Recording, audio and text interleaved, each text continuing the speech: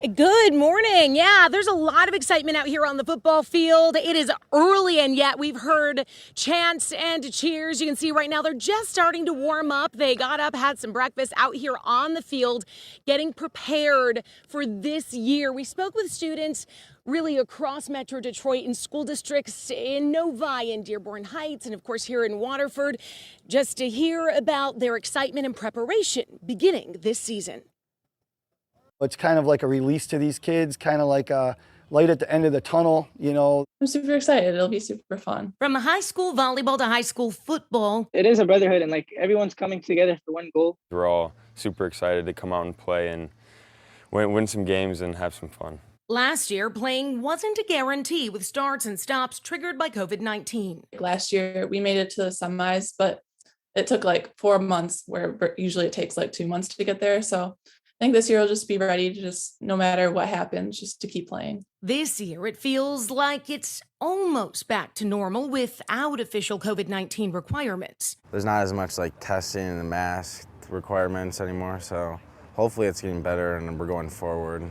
Players and coaches are still being cautious. They've been very conscientious and been very compliant with everything we've asked them in terms of social distancing through the winter, because they had an awareness that this is where they wanted to get to, you know, and we don't want to screw it up now. We just try and stay 6 feet apart from each other, and just everybody bring their own own water, own everything. Don't share stuff and just stay 6 feet apart. On the field or on the court, for these high school athletes, it's more than just being able to do what they love. It could also mean a college scholarship. The more games, the more numbers you can put up, the more touchdowns, the more film you can show, and every game is another opportunity.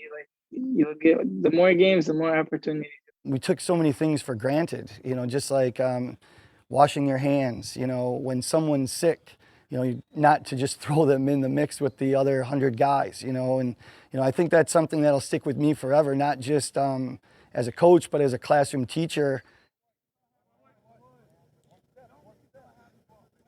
Yeah, I've even brought my own water bottle today, so no communal water jug, but a lot of fun out here. They're divided into their individual stations, practicing now by position. And I'm here with Allison Sartorius, the athletic director here for Waterford Schools, and exciting to have sports begin again. Woo!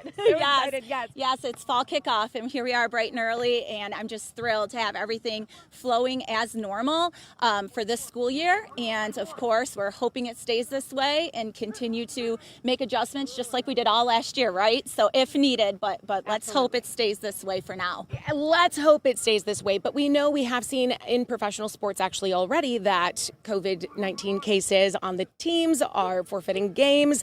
Is that something you foresee, or what happens right now if there is a diagnosis? Right. So right now we continue to work closely as a district with the Oakland County Health Division. They have been phenomenal in partnering with us to walk us through any contact tracing we may need to do if necessary. So just like last year, we will contact trace if necessary. We will just follow those protocols and continue to hope that it moves in this direction like we have right now. Yeah. And speaking to Coach Farr and really athletes and coaches throughout, just talking about how much the teammates rely on each other, that this is obviously physical health, but it's also important for their emotional and mental health too, because they rely on each other so much during difficult times. So for you, as we are embarking on this new year, what is it like to see these students who you know struggled last year back out on the field?